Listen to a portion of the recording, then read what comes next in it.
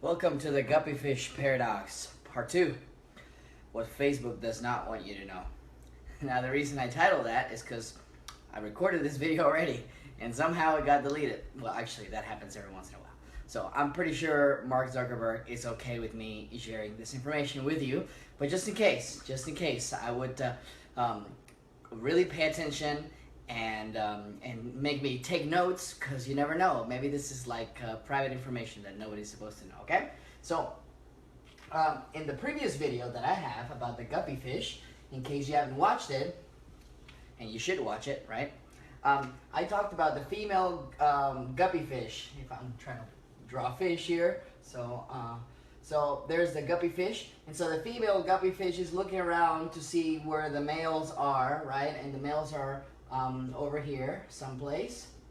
So let's just say that there's a bunch of fish over here, right? And so the way that female guppy fish choose the mate, choose a suitable male, is on how bright they are. If they're really bright, or the brightest of the males, then those are the ones that get picked. But of course, all the males and huddled together, it's very hard for the female guppy fish to even distinguish which ones are the males who are really the brightest. So what they do is instead of looking at the fish, they start looking at what other female guppy fish are choosing, and then they choose the same one. So we talked about social proof. Basically, this is a modality of, some people call it cognitive bias, some other people call it persuasion modalities. It has many names, but it's basically the same thing. It's their underlying psychological phenomena that we're all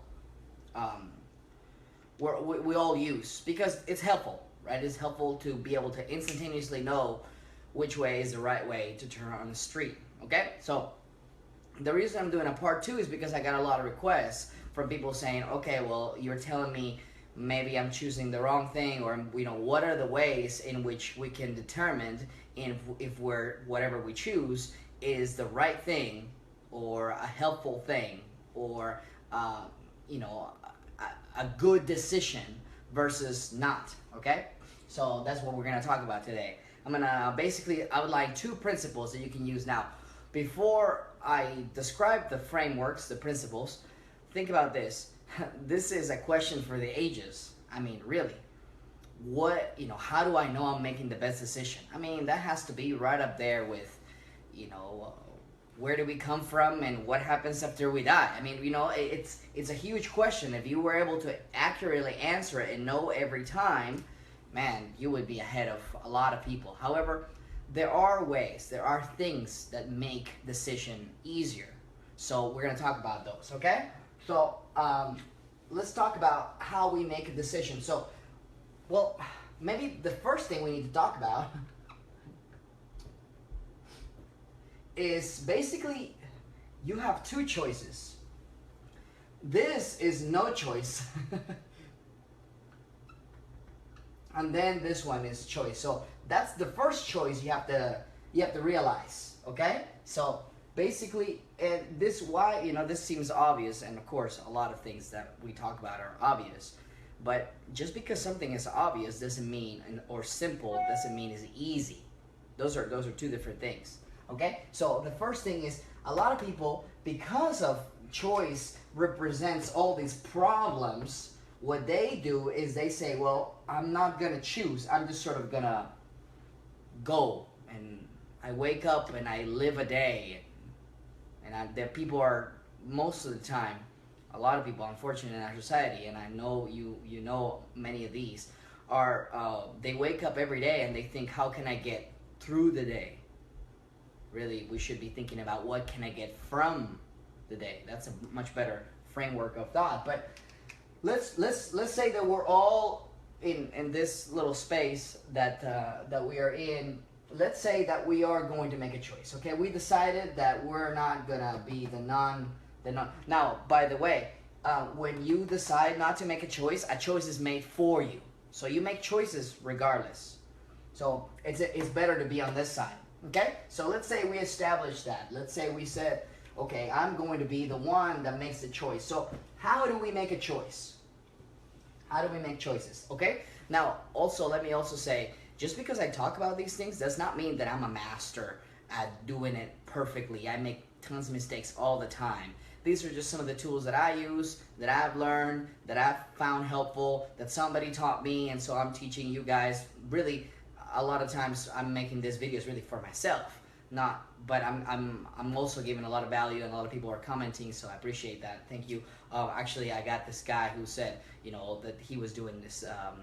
He was changing his business completely. He was pivoting, and because he realized when I was talking about this particular thing that he was like spread out and he needed to focus, and I thought that was quite remarkable that he was getting, excuse me, some benefit out of my talk. So great. But really, it is for me to learn. So let's say that there are 4 ways and we can choose, just to simplify. Of course, there are many ways, but really these are sort of maybe some of the core ones, okay? And so maybe we could talk about a choice based on emotion, okay? Also, maybe we could do a choice based on math, okay? And then maybe we could do another choice based on like reflexes. And then maybe we could make a choice out of other people's opinions. Other people's opinions. Okay? So, let's say we have those 4. Now, I can't recall off the top of my head. Is there another way? Is there something else? Really, most of the things that we decide are going to be, you know, going to fall into one of these categories. Now, before we go a little deeper, what do you think? Let's make it interactive. Now I can't see the screen because, you know, you guys know I have my phone flipped around, because if I don't have it flipped around, the text that I write will be backwards. Although somebody said that I write so badly that maybe backwards is easier to understand, right? But let's suppose that this is not the case. Then you could sort of tell there's an E, maybe, right? So let's make it interactive. What do you guys think is the number 1 way to decide? Is it emotion from the heart? Is it math? Is it numbers?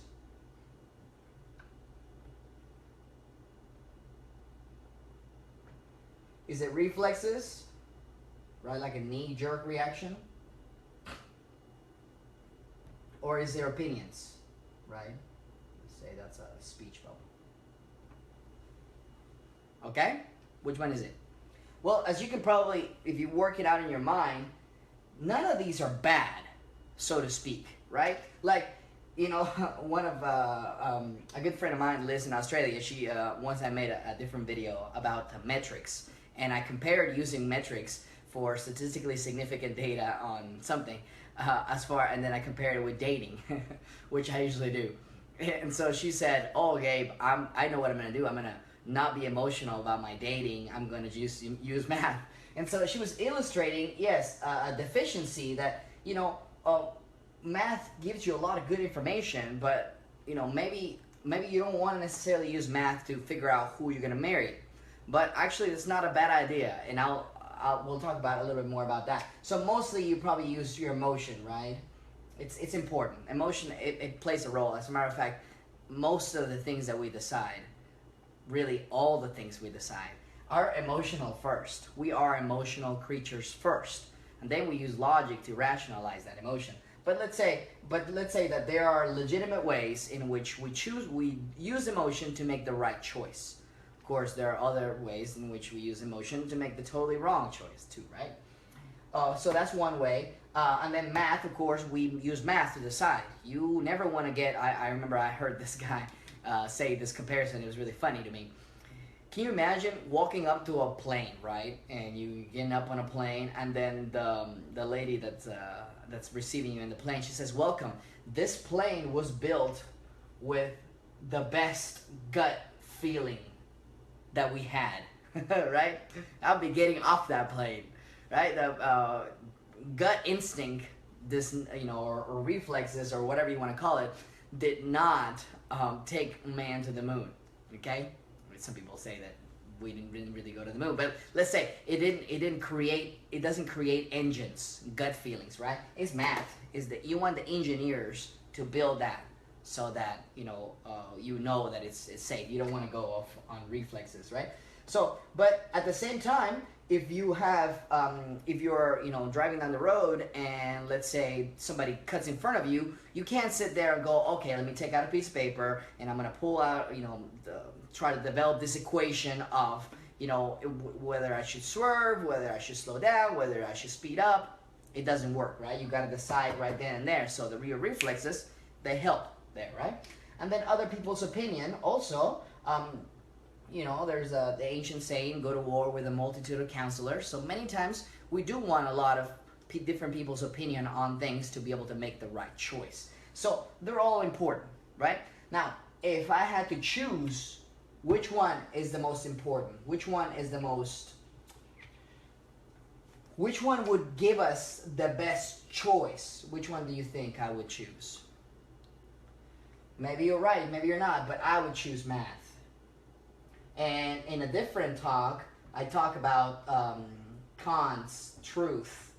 And so Kant, Immanuel Kant, the German philosopher, he says that really the closest thing to absolute truth is math. Now, in his era, math was a little different, or not different, but you guys can look this up, but I believe it was in the 1960s or 1970s. Now we have proven limitations of math. Math has limitations. So now we have to come up with other things. But for the most part, for most of the things that even happen in the observable universe, math is a pretty darn good guide.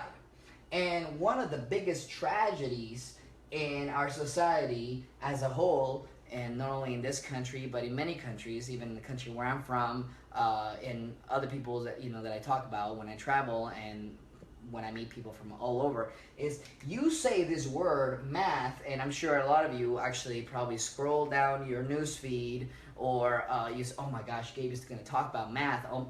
You people roll their eyes, and it's because cold cognition, like math, the very analytical prefrontal cortex type of analysis takes a lot of energy, and it's not very intuitive. We don't really like doing this. And so that's one, but also there's a sort of general bad attitude towards math. And this is a big tragedy, guys, a big tragedy. Stop telling yourself, and I tell my assistant all the time, right? And maybe she's even watching. Stop telling yourself that you're bad at math, okay? Stop doing that and just try it, right? Just add stuff in your head. Try to multiply things. Try to count. There's a different talk that I'm going to make. I think I'm going to make it this weekend. I'm very excited. It's about something that I'll be learning, actually, from a guy right here. The book is bold there, by a guy whose name is Peter Diamandis, or Diamandis, however you want to say it. And he's talking about exponential growth that is not very intuitive. We like linear growth. We can predict linear growth really well, but exponential growth not so much. So one of the things he says in the book is counting as exponential. So like 1, 2, 4, 8, 16, 32, 64, 128, so on and so forth. So and just to facilitate, you gotta practice that area of your mind, and it'll get easier. Okay, it will. No math genius has ever been born. It's just time spent doing it. Okay, that's a different talk probably, right? There's really no such thing as talent. Of course, I probably will get a lot of fire for that comment, but it's true. Anyways, so there it is. Math, very important. If I had to choose one way to make a decision, I would use math. So if it's changing your job, if it's maybe a different. Somebody was asking me, Gabe, should I move? Look, I have this thing, this land, and then somebody's going to let me borrow this trailer I'm going to put in. And then, I said, well, basically, like put some numbers to it. You can even put numbers on your personal satisfaction, right? It's like very important. Now, you might say, well, how does that even work? It doesn't matter if it's completely 100% accurate. It's better to be in the ballpark correct than exactly wrong. So you just gotta, just do just a comparison in your head. Okay, this makes me like 60% happier when I'm doing this versus doing that. And you just put it on a sheet. I guarantee you, this stuff really makes a difference in your life. When you're able to just narrow it down and just in concrete terms that, you know, it's vague and it's subjective, but if you just at least put a number to it, 2 versus a 5, and you start adding things up, you realize, wow, moving is really not such a good idea. I'm really not going to save that much money for all the discomfort that I'm going to go through. And then you make a decision, okay? So math, very important. Now, let me talk, so this is the first framework. You know, there are different ways to do it. You got to just try to realize, okay, what is the best way for me to decide? And of course, there are many ways. And definitely don't use math if you're driving and trying to solve a problem because somebody cut you off or there's an accident, okay? That's not what I'm saying. Don't come to me and say, Gabe, you're going into an accident because of your fault. I took out a piece of paper and tried to do math to it, okay? And then other people's opinion. This is a dangerous one, guys, a very dangerous one, because we're going to tend to be, if you want to progress in life and you go by other people's opinion, then you're always going to stay around the, you know, like there's a famous quote, I saw that in a meme. I thought it was kind of funny. Don't ask, if you want to get a Ferrari, don't ask a Toyota driver's advice, right? If you keep listening to the Toyota driver's advice, you're going to drive a Toyota. No offense to the Toyotas. I have had Toyotas, and I think they're great cars. But anyways, that's a side point, okay? So, next framework, and we're going to call it. So the next framework or choice really simplifies this for me, okay? Now, there are more that I use, but I'm just gonna share this one, okay? So this one is 4 things. Now, I'll do like Tim Grover. Tim Grover numbers everything 1, 1, 1, because they're all important, okay? So they're not like one is more important or goes first. Really, anything that happens in your life, any decision that you could ever make will fall into one of these 4 categories. This is what I like about it. When you reduce everything down and simplify things, you know, who was it, the one that said simplicity is like the ultimate complexity or something? Huh. I can't recall. I should start looking these things up before the talk, but as you guys know, I don't really prepare for these talks very much. So it's just what's in my head at the moment. So there you go, 4 things, okay? So let's just say stuff that you do or that comes, you know, in your life or that happens in your life, anything, any kind of decision, any kind of entity. This is what I like about this. So stuff that you like that is good for you, okay? And then there's also stuff that you don't really like but is still good for you, okay? Then the next one, you guys can probably see what I'm going, is stuff that you like.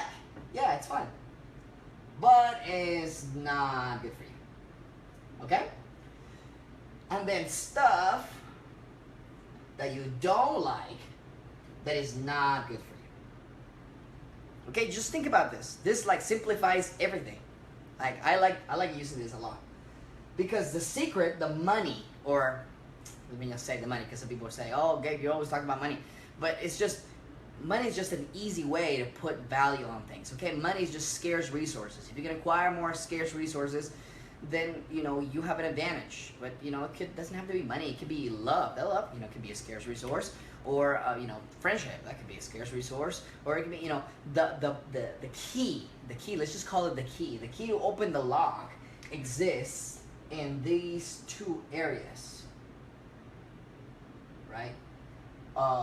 Stuff that you don't like to do that is actually good for you, and stuff that you, and then over here, right there. This is where the secret is, guys.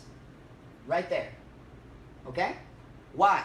Because stuff that you like, that is fun, that is good for you, well, you're going to keep doing it. Right? I'll give you an example. Going to the bathroom. That's a good thing, right? It's a good feeling. Right? And we're gonna continue doing it, and it's good for you.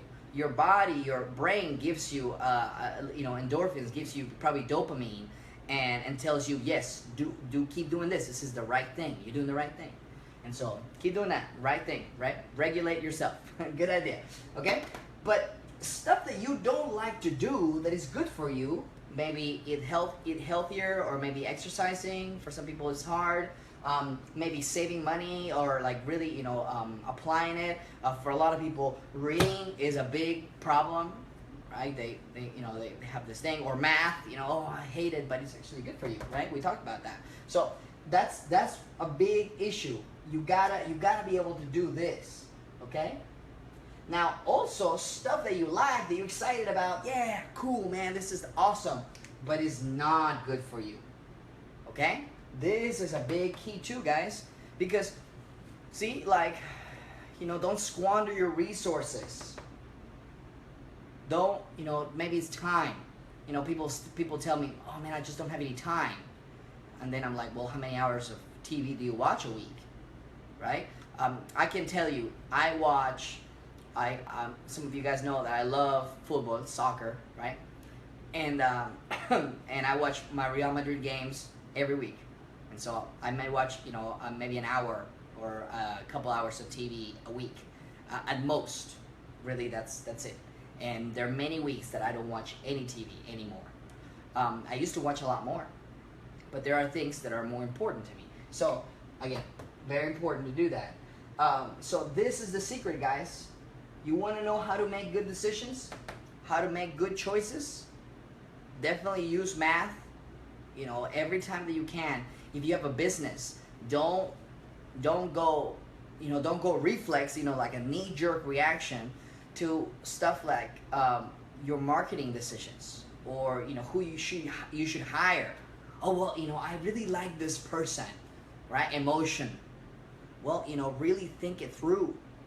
Hire slow. One of the best ways, and do I have it over here? No, it's over there. I think it's in my nightstand. Is how Google hires. Google hires this guy Laszlo Bach.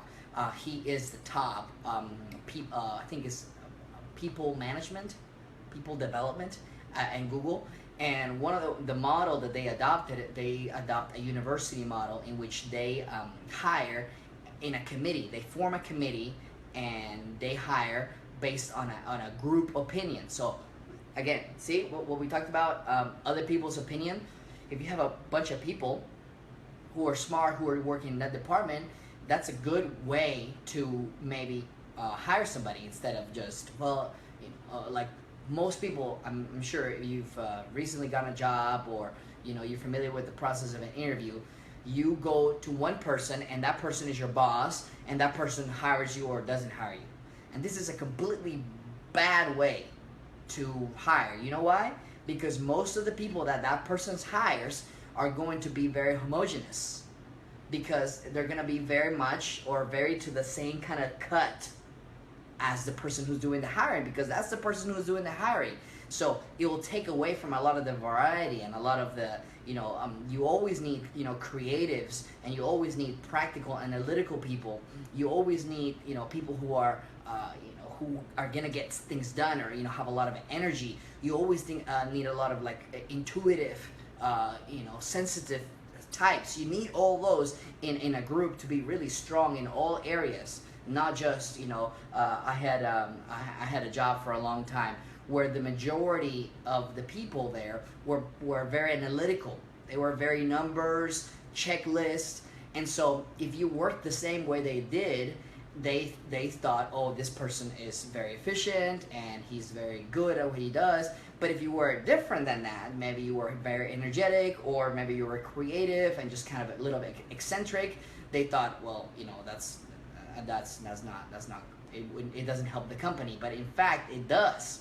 You need both sides. You need somebody who can come up with this creative things, right? Like for example, my personal endeavors in my company, I'm very creative. I'm always moving. I'm always thinking about what is the next thing for me to do, and then I make it into a process, and then that process I hand over to my assistant, or I hand over to somebody else, and that gets done. I'm not the one. I can sit there and do a spreadsheet and do a checklist, but that's not what I do best.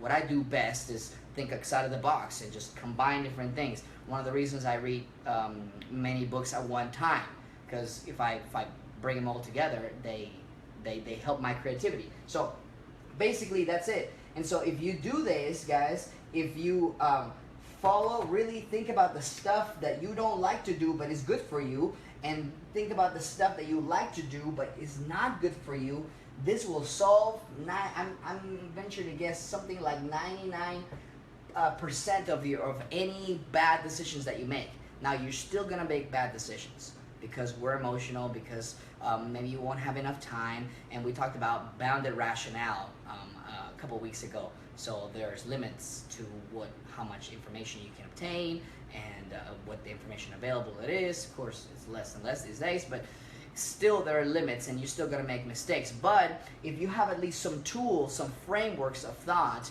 you will make a better choice. You will be a smarter guppy fish. Don't just follow what the other females are going. They're going for that same male, and so you go after them. And this is not to say that only girls do this. Guys were just as bad, and if not worse in many ways, at this, following the herd.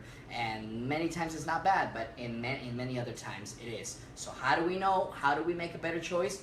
We use some of these frameworks, apply math. That really helps, guys. You're probably not going to want to do that, but that, I'm telling you, that will change your life if you just solve problems with the calculator, even everyday problems. Think about, I was thinking about this, and this is the last thing I'll say, I promise. I was thinking about, I was going out grocery shopping, and I was thinking about it this week. So I went grocery shopping and started doing it in my head, how much time did I spend grocery shopping? And then, how much money do I make an hour? Is that really worth my time? What are the things that in my life I can outsource? I found myself sometimes doing all kinds of silly stuff, and like editing a video, and I'm like, wait, I shouldn't be doing this. Like, I need to grab this and give it to somebody else, give it to that person to do it, because my time is worth a lot more. So I need to be doing that. And how did I come up with that? You just, again, put some math. How much do you charge an hour? How much do you potentially make every hour? So how much is your time worth? And so should you be, I don't know, folding your own clothes? Maybe not.